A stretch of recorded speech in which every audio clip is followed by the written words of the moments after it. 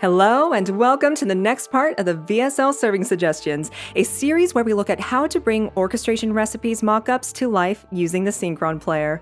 My name is Shannon Moore, and today we will prepare English detected bassoon escallops with scurrying flute string panbanya together. I can't say that without being dramatic. It's fun. Deal with it. You can find the detailed orchestration guide for this recipe and the Volume 1 set at orchestrationrecipes.com. Check out the website and Philip Johnston's YouTube channel to get access to dozens of easy-to-follow orchestration recipes like this. If you are new to our Serving Suggestion series, welcome. We've already covered the basics of the Synchron performances in the first video. If you haven't seen that yet, check it out first. Otherwise, you're good to go, and we can dive right in. This is how the completed piece will sound.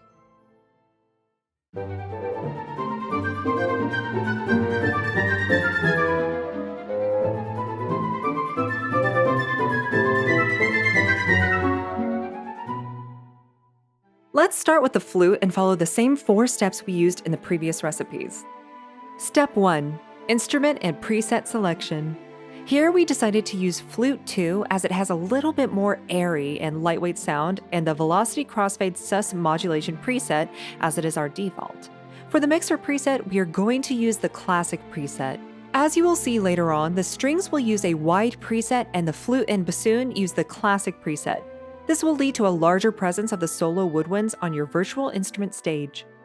Step 2. Preparation. As the flute only plays a staccato line here, the selection of the patch is pretty obvious. The default staccato patch sounds like this.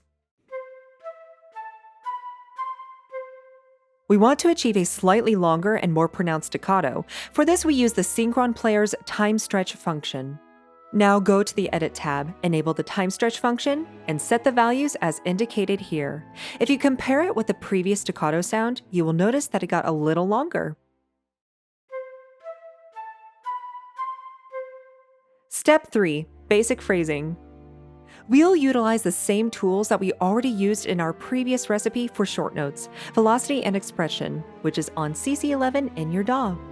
Use velocity to shape the 2 independent phrases with their climax and add some variation. Breathe some life into this by dragging the line. Now create some accents on the upbeat notes so that it looks like this. Finally, to add some spice to the flutes, we just increased the overall dynamic range with CC11 again, and our first instrument is done. Just be mindful and do not choose very high velocity values, as this will result in a pretty harsh flute sound, which is not something we want for this piece. Step 4. Finishing touches. As a finishing touch, we'll just sprinkle in some humanization delay again by setting the slider to a value around 20, and we're done.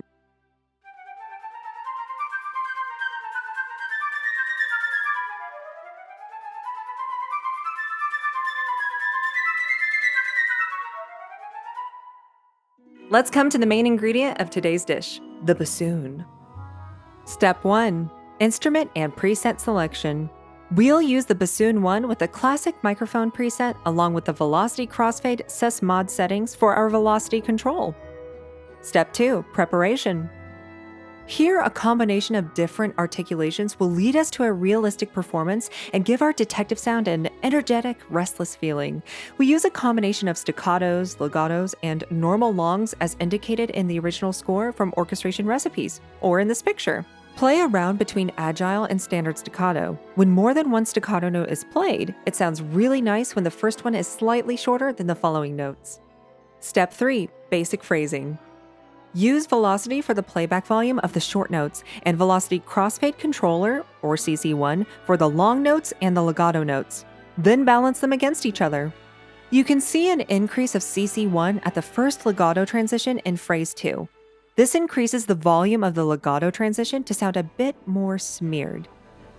As always, use the expression controller, CC11, to increase the dynamic changes slightly.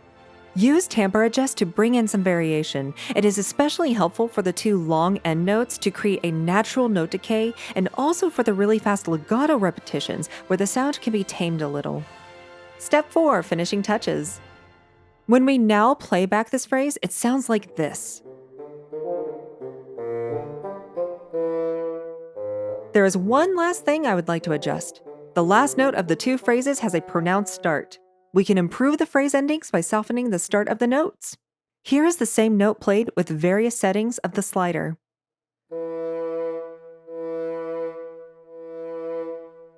For me, a value of about 30 sounds great at this phrase. Therefore, we adjust the attack slider or CC22 at the beginning of the last long notes to smoothen the start of the tone a little. The usage of the attack slider can be a huge help to add additional fine nuances and make your music come alive.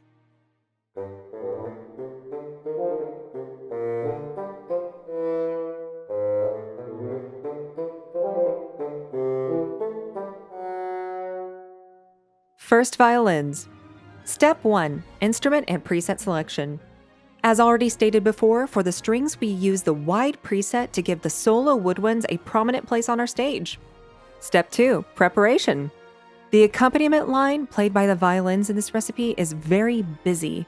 You can increase this effect by combining the marcato articulation with some tremolo, as you can see here. You can watch our previous recipe to learn how to create a custom patch. Turn off the velocity crossfade settings on the patch level. That way you will have separate control over the tremolo and marcato dynamics. Marcato is controlled by velocity and tremolo is controlled by velocity crossfade. We put this to a fixed value of 75, but you can also add a curve to adjust the busyness during this phrase. As a last step in this custom phrase, we also adjusted the release in the Edit tab to soften the note decay, but only for this individual patch. Step 3. Basic phrasing. Here, the phrasing is super simple. Just repeat what you did for the flute, or even copy the values over to the first violin track. And you're done! Step 4. Finishing touches. Again, you don't want it to sound like you have robots playing, or as Philip lovingly calls it in the original recipes, the lobotomized symphony orchestra of the undead. So adjust the humanized delay slider to a value of around 15.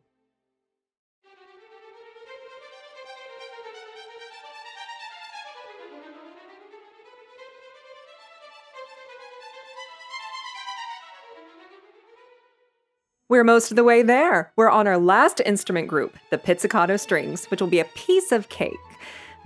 Cake. Sorry, cake always distracts me. We have to focus on the case at hand. Strings. Create 3 individual lines for second violins, violas, and cellos, and use the Velocity Crossfade Sus preset with the Wide Mixer preset for all of them. Choose the pizzicato patch for the whole phrase. As usual with the short notes, use a combination of velocity and expression to create a 3-bar crescendo and a 1-bar decrescendo with some variation and some accents on the downbeat. In the end, it will look something like this. Now just adjust the humanization delay slider to values of around 20 and you're good to go. Repeat this for all instruments and you can move on to the final mixing step.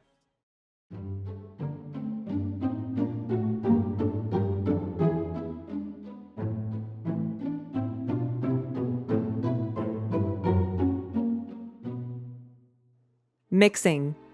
The Prime Edition instruments are pretty well balanced already, but try to play around with the master volume slider to see if it can be improved even more. We ended up with these adjustments.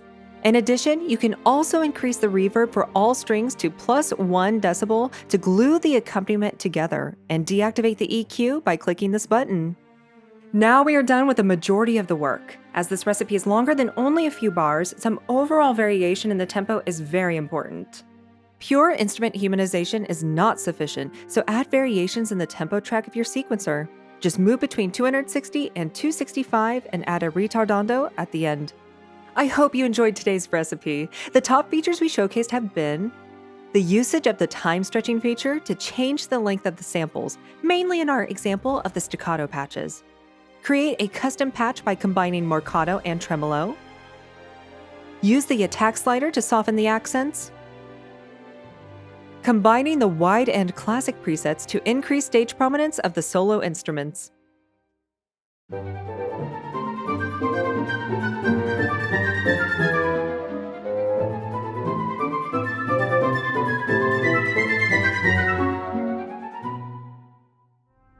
You're probably wondering why I'm like this. It's because I've got a hunch that you've made a great piece.